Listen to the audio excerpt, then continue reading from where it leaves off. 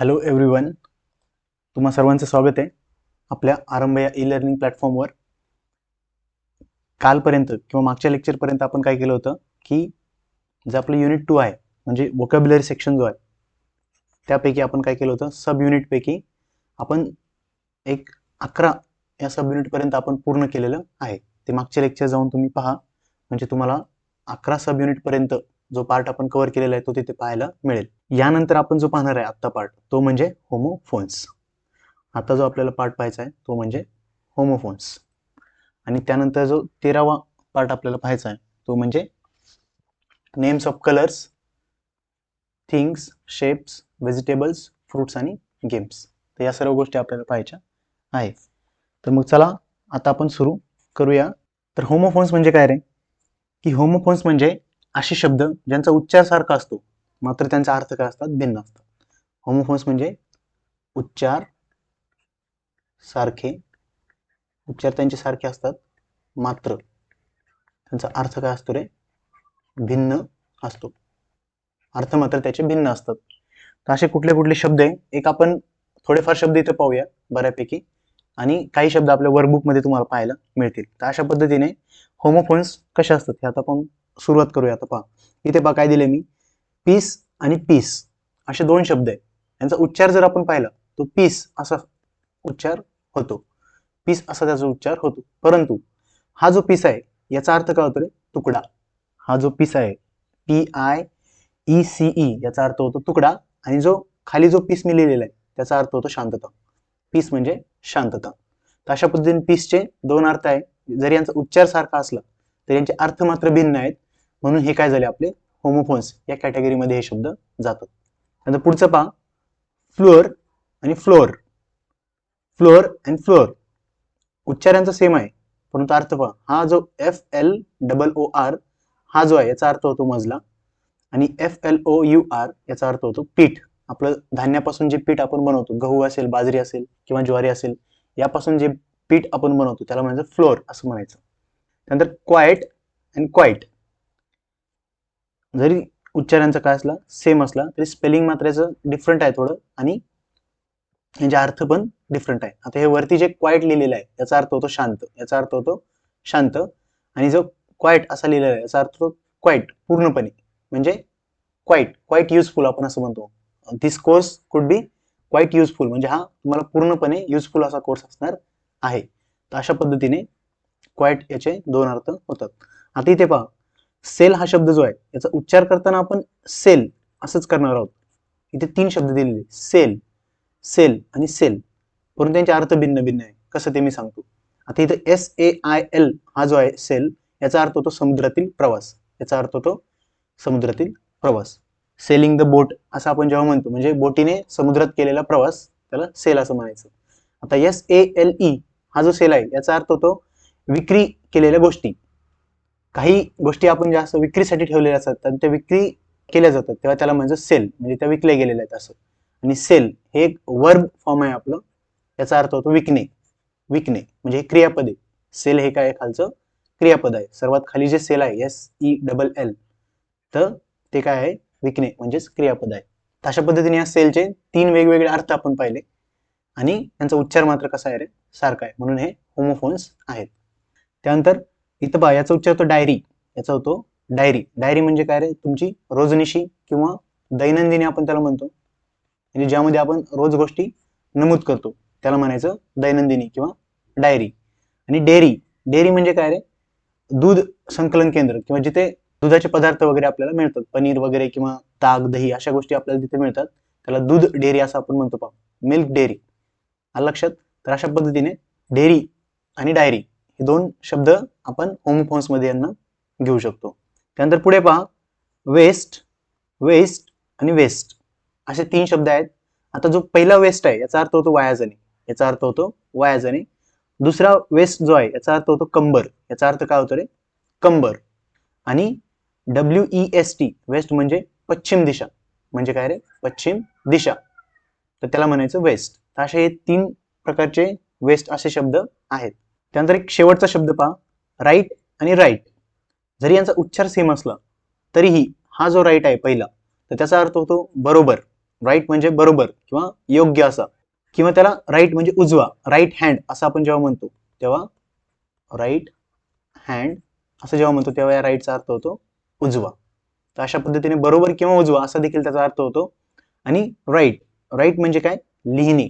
Right म्हणजे काय, लिहिणे. जे मी आता तुम्हाला लिहून दाखवत आहे त्याला म्हणायचं राईट. इथलं डब्ल्यू सायलेंट आहे. अशा पद्धतीने हे जे शब्द असतात त्यांचे उच्चार सारखे असतात परंतु त्यांचा अर्थ मात्र भिन्न असतो. अशा शब्दांना आपण काय म्हणतो, होमोफोन्स असे म्हणतो. आणि या होमोफोन्सवर तुम्हाला परीक्षेमध्ये प्रश्न विचारले जातात. तर याच्यामध्ये त्या टाईपचे प्रश्न तुम्हाला विचारले जातात हे आता आपण इथे पाहूया. इथे पहा, find the correct alternative for the following sentence. Find the correct alternative, योग्य पर्याय आपल्याला निवडायचे. कशासाठी, खालच्या वाक्यासाठी. The dash garments in the dash. आता इथे पहा, दे गारमेंट्स म्हणजे काय रे, गारमेंट्स म्हणजे कपडे. म्हणजे ते काय करतात, the dash garments in the dash. म्हणजे आता तुम्हाला काय, सेल ह्या शब्दाचे होमोफोन्स तुम्हाला इथे पाहायचं आहे आणि ते इथे वापरायचं आहे. आता इथं वर्ब येणार, इथं काय येणार रे, वर्ब येणार. कारण इंग्लिशमध्ये कसं असतं, arrangement subject plus verb plus object असं अरेंजमेंट असते इंग्लिशची. आधी सब्जेक्ट येतो, आय एम बॉय असं आपण जेव्हा म्हणतो तेव्हा आय हे सब्जेक्ट असतं, एम हे वर्ब असतं आणि बॉय हे त्याचं ऑब्जेक्ट असतं. अशा पद्धतीने इथे वर्ब फॉर्म येणार. आणि वर्ब मध्ये आपण पाहिले, सेल वर्ब मध्ये कसं लिहितोय आपण, SELL, याचा अर्थ होतो विकणे, विकणे. किंवा टू सेल असं जेव्हा आपण म्हणतो त्याला म्हणायचं विकणे. त्यामुळे सेल असा शब्द येणार इथे. इथे सेल असं कुठं आहे, फक्त इथं आणि इथं आहे. हा सेल म्हणजे ह्या विक्री केलेल्या वस्तू असतात आणि हा सेल म्हणजे आपला एव्हरेडी वगैरे जो घड्याळात आपण सेल वापरतो तो सेल हा आहे. त्यामुळे हे उत्तर येणार नाही. आता दुसरं पहा, गारमेंट्स इन द डॅश. आता कशामध्ये रे, विक्रीमध्ये आपण त्यांना विकलेला आहे. आता हा जो सेल आहे इथे याचा अर्थ होतो समुद्र प्रवास. आपण पाहिले याचा अर्थ होतो समुद्र प्रवास. त्यामुळे हा इथं येणार नाही. आणि हा जो सेल आहे याचा अर्थ होतो विक्री, याचा अर्थ होतो विक्री. म्हणजे जो सेल लागतो आपण पहा, दिवाळी ऑफर असते, 10% ऑफर वगैरे अशा जे सेलच्या ऑफर्स असतात तर त्या गोष्टीला म्हणायचं सेल. म्हणून पर्याय क्रमांक 3 हे आपलं उत्तर आहे. त्यामुळे इथं काय लिहिणार आपण, they sell garments in the sale असं आपण लिहू शकतो. पुढचा प्रश्न पहा, सिलेक्ट द करेक्ट अल्टरनेटिव्ह म्हणजे योग्य पर्याय निवडा. Let's make a dash for shopping. बरोबर, लेट्स मेक. आता लेट्स हे आत्ताच आपण शिकलोय मागच्या लेक्चरमध्ये. हे काय रे, शॉर्ट फॉर्म्स आहेत. हे शॉर्ट फॉर्म आहे. याचा अर्थ काय होतो, लेट अस असा याचा फुल फॉर्म होतो. तर let us make a dash for the shopping. शॉपिंगसाठी आपण काय बनवतो रे, जेव्हा कधीही आपण शॉपिंगला जातो तेव्हा शॉपिंगसाठी सर्वात आधी आपण त्याची एक यादी बनवतो की आपल्याला काय काय घ्यायचंय. यादीला इंग्लिशमध्ये काय म्हणतात, लिस्ट असं म्हणतात. यादीला इंग्लिशमध्ये लिस्ट असं म्हणतात. तर लिस्ट कुठे पहा, इथे लिस्ट आहे पहा.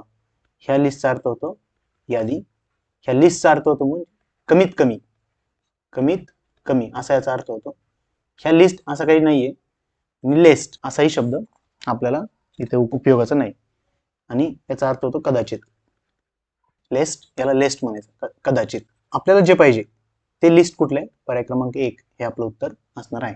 म्हणजे चला आपण शॉपिंगसाठी यादी बनवूया असं त्या वाक्याचा पूर्ण अर्थ होतो. तर अशा पद्धतीने तुम्हाला होमोफोन्सचा यूज करून आपल्याला प्रश्नांची उत्तरं द्यायची आणि ते बऱ्यापैकी तुम्हाला येईलच. एकदा तुम्ही आपण दिलेली जी लिस्ट आहे ती पूर्ण लिस्ट वाचा किंवा जी पीपीटी आपण देतोय प्लस त्यासोबत आपल्या वर्कबुक मध्ये काही शब्द असतील एक्स्ट्रा होमोफोन्सचे तर ते देखील तुम्ही वाचून घ्या. आता आपला पुढचा पार्ट जो आहे राहिलेला, शेवटचा पार्ट आता चालू आहे आपला या सेकंड युनिट मधला, व्होकॅब्युलरी सेक्शन मधला लास्ट पार्ट आपला. Names of colour, things, shapes, vegetables, fruits and games आणि त्यावर आधारित प्रश्न. तर पहिला टेबल पाहूया. इथं काय दिलेलं आहे मी, कलर्स. काय दिलेलं आहे, कलर्स आणि त्या संदर्भात दिलेल्या वस्तू. बरोबर. आता पहा, ब्लॅक. ब्लॅक म्हणजे काय रे, काळा कलर. ब्लॅक म्हणजे काळा कलर. आणि अशा काळा कलर असणाऱ्या गोष्टी कुठल्या असतात, पाटी. लहानपणापासून आपण खडू किंवा पाटी जे लिहायचो त्याला स्लेट इंग्लिशमध्ये काय म्हणतात, स्लेट. त्या पाटीचा कलर कुठला असतात तर काळा असणार. कोळसा, राईट, कोळसा याचा कलर देखील कसा असतो रे, काळा असतो. त्यानंतर व्हाईट. व्हाईट म्हणजे काय, पांढरा. पांढरा खडू माहिती आहे आपल्याला, चॉक. खडू म्हणजे काय, चॉक, तो पांढरा असतो. दूध, मिल्क हे देखील काय असतं, पांढरा असतं. ग्रीन कलर म्हणजे हिरवा, आणि तो कोणाचा असतो? गवत, राईट. त्यानंतर पाने, जे आपले झाडाची पानं असतात त्यांचा देखील कलर कुठला असतो? हिरवा असा असतो. नंतर रेड, रेड म्हणजे लाल, आणि रेड आपलं जे ब्लड असतं, रक्त, ब्लडचा कलर कसला असतो रे? लाल असतो. तसेच सफरचंद देखील कसं असतं? लाल असतं, ऍपल, राईट. त्यानंतर ब्लू, ब्लू म्हणजे निळा, आणि निळं काय असतं रे? आपलं आकाश असतं, स्काय इज द ब्लू असं आपण म्हणतो. त्यानंतर पिंक, पिंक म्हणजे गुलाबी, आणि गुलाबी काय असतं रे? रोज असतो, गुलाब असतो. त्यानंतर येल्लो, येल्लो काय असतं? पिवळा हा कलर, याला येलो असं म्हणतात, आणि पिवळं लिंबू असतं पहा आपलं, बरोबर. त्यानंतर केळे, बनाना, हे देखील काय असतं? येल्लो असतं. परत टर्मेरिक असं आपण पाहिलं होतं मागे एका क्वेश्चन मध्ये, टर्मेरिक देखील कसं असतं? येल्लो असतं. त्याला आपण असं वापरलं होतं, as yellow as turmeric, as yellow as turmeric, असं आपण काय कंपॅरिझन्स, इडिओमॅटिक कंपॅरिझन्स मध्ये याला पाहिलं होतं. त्यानंतर ग्रे, ग्रे म्हणजे करडा कलर, जो राख असते आपली, राख, लाकूड असतं म्हणजे उड असतं, उड, त्याला आपण जेव्हा बर्न करतो किंवा जाळतो त्यापासून काय तयार होते? ॲश तयार होते. त्या ॲश किंवा राख, राख म्हणजे काय? ॲश, आणि त्याचा कलर कुठला असतो? तर करडा असा असतो. त्यानंतर ब्राऊन, ब्राऊन म्हणजे तपकिरी, ब्राऊन म्हणजे तपकिरी, आणि जे लाकूड असतं आपलं झाडाचं लाकूड, ते वाळल्यानंतर कसं दिसतं आपल्याला? ब्राऊन असं दिसतं. त्यानंतर पर्पल, पर्पल म्हणजे जांभळा, आणि आपलं जे जांभूळ असतं, जांभळाचं जे झाड असतं त्याचा जो कलर असतो तो असतो पर्पल. अशा पद्धतीने विविध कलर्स आणि त्याच्या संदर्भात असणाऱ्या गोष्टी याचे आपण एक ब्रीफ मध्ये टेबल पाहिलेला आहे. पुढचं पहा, शेप्स दिलेले इथे काही मी, तर शेप्सला काय म्हणतात ते पहा. ट्रँगल, ट्रँगल, आता ट्रँग्युलर शेप कसा असतो रे? हा जो शेप असतो याला म्हणायचं ट्रँगल. हा काय झाला आपला? ट्रँगल, म्हणजे ज्याला 3 बाजू असतात, 1, 2 आणि 3, किंवा ज्याला 3 कोन असतात त्याला म्हणायचं ट्रायंगल, म्हणजे त्रिकोण. आता स्क्वेअर, स्क्वेअर शेप कसा असतो रे? स्क्वेअर शेप असा असतो, त्याचे 4ही बाजू सारख्या असतात, आणि सर्व कोण काय असतात रे? काटकोन असतात. अशा आकृतीला काय म्हणायचं? चौरस म्हणायचं. हे गणितामध्ये किंवा बुद्धिमत्तेमध्ये आपण स्पष्टपणे पाहणारच आहोत, परंतु तिथे शेप मी तुम्हाला काढून दाखवतोय. पेंटागॉन, पेंटागॉन म्हणजे पंचकोन. हेक्झागॉन, हेक्झागॉन कसा असणार रे? थोडा फक्त फरक असणार पेंटागॉन पेक्षा. 6 बाजू झाल्या, 1, 2, 3, 4, 5 आणि 6. त्यानंतर ऑक्टागॉन, ऑक्टागॉन असंच आपण साईड वाढून ते बनवू शकतो त्याला, अष्टकोन. वर्तुळ किंवा सर्कल, सर्कल म्हणजे काय? सिंपल आपलं याला म्हणायचं सर्कल. त्यानंतर रेक्टँगल, रेक्टँगल म्हणजे आयत, रेक्टँगल म्हणजे आयत. आता चौरस आणि आयत याच्यामध्ये हाच एवढा फरक असतो की आयताच्या फक्त समोरच्या बाजू सारख्या असतात, आणि चौरसाच्या सर्व बाजू सारख्या असतात. त्यामुळे आयत आणि चौरस, बाकी सर्व कोण याचे पण देखील काटकोन असतात. एवढाच फरक चौरस आणि आयत मध्ये आहे. त्यानंतर सिलेंडर, सिलेंडर कसा शेप असतो रे? मी इथं काढून दाखवतो तुम्हाला. सिलेंडर म्हणजे दंडगोल, आपला घरातला जो सिलेंडर असतो ना, असं, तर हा जो शेप असतो त्याला म्हणायचं सिलेंडर. त्यानंतर कोन, कोन म्हणजे शंकू, शंकू आकाराचा कसा असतो रे? हा कोन असतो पहा असं. आपण आईस्क्रीमचा कोन खातो पहा, जे आईस्क्रीम असतात आईस्क्रीमचा कोन देखील असा असतो.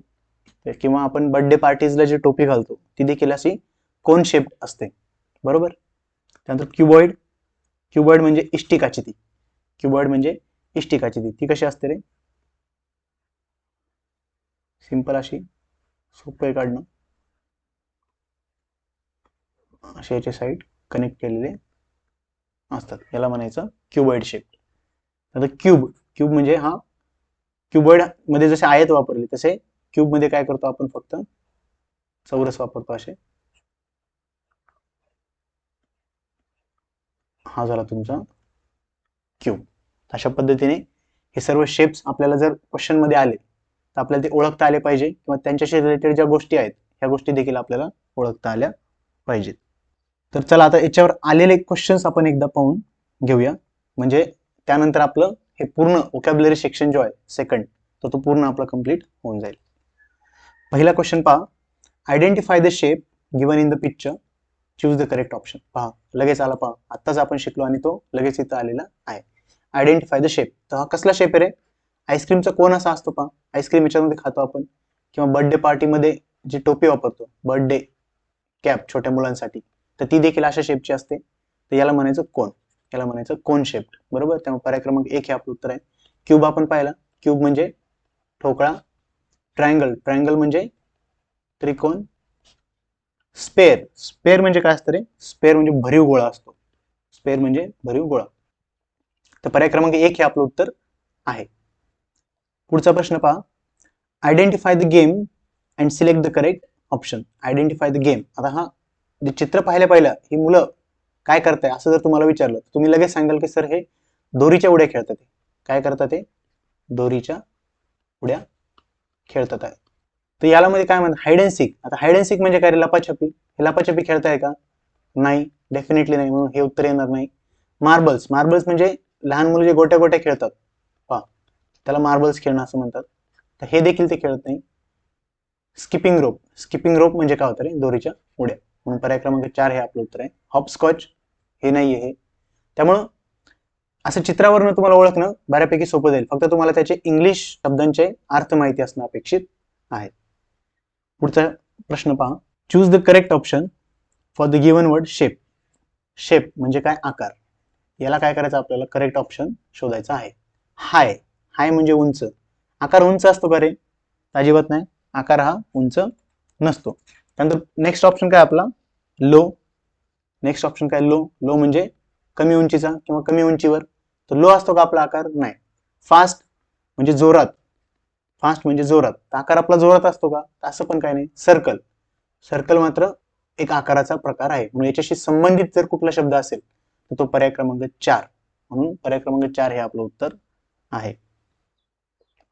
पुढचा प्रश्न पहा. Find the odd term. आता ऑड टर्म तुम्हाला याच्यापासून फाइंड करायचे. जे आपण व्हेजिटेबल्स किंवा फ्रुट्स वगैरे यांची नावं, ते डायरेक्टली नावं घेण्यापेक्षा आपण काय करूया? क्वेश्चनच घेऊया.